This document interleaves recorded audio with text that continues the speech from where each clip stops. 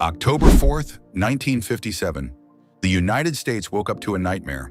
A small, beeping metal ball called Sputnik was circling the Earth, and it wasn't American.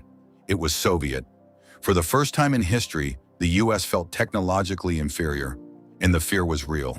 If they can put a satellite over our heads, they can put a nuclear bomb. This wasn't just a scientific failure, it was a management disaster. At that moment, NASA didn't exist. There was no master plan for space. But what happened next is the greatest organizational pivot in human history. If you think NASA is just about astronauts and telescopes, you've been lied to. It started as a desperate multi-billion-dollar business venture to reclaim global dominance. Today, I'm going to show you how a nation built the most powerful agency on Earth from the ashes of a crisis.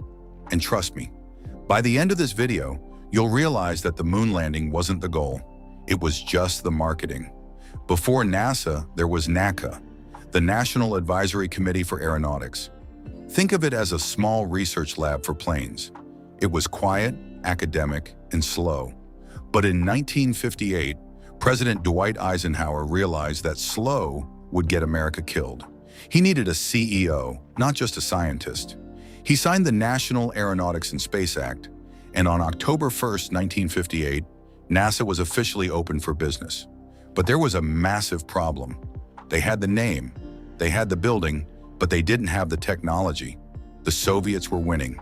While the US was still trying to launch rockets that exploded on the pad, the Soviets were already sending dogs into orbit.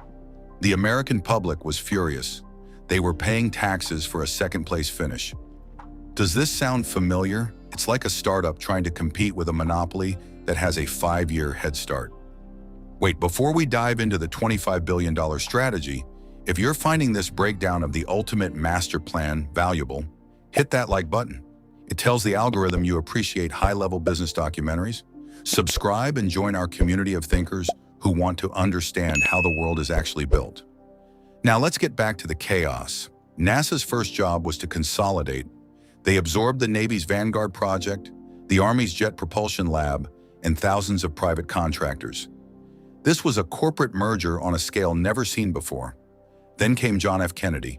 In 1961, he gave NASA a deadline: the moon, by the end of the decade. This wasn't just a speech, it was a high-stakes investment. At its peak, NASA was consuming 4% of the entire US federal budget.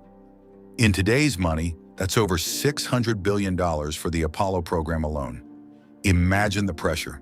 Thousands of engineers, hundreds of private companies like Boeing and North American Aviation, all working under one banner.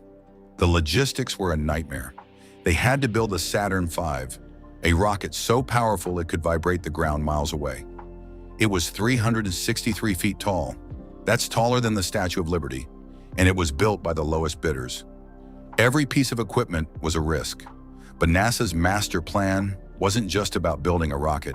It was about building a brand. They made astronauts into celebrities. They turned every launch into a global event.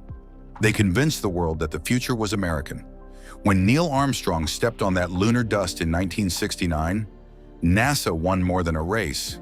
They won the 20th century. But how does an agency that spent $25 billion on a moonshot survive after the race is over? That's where it gets interesting. NASA transitioned from a sprint to a marathon. They built the space shuttle, a reusable truck for space. They built the International Space Station, a global real estate project in orbit.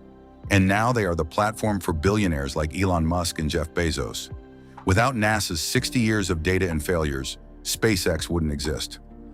NASA became the foundation of a new industry, the space economy, an industry projected to be worth $1.8 trillion by 2035. Think about that. From a panicked response to a Soviet beep to a trillion-dollar frontier. The lesson of NASA is simple. Crisis creates opportunity, but only if you have a plan to execute. The US didn't just build an agency, they built a legacy of innovation that still dominates the world today. So next time you see a NASA logo, don't just think of stars. Think of the $25 billion gamble that paid off. Think of the thousands of people who worked in the shadows to make the impossible possible. And ask yourself, what is your master plan for your next big challenge? Let me know in the comments. Do you think the US would have reached the moon without the Soviet threat?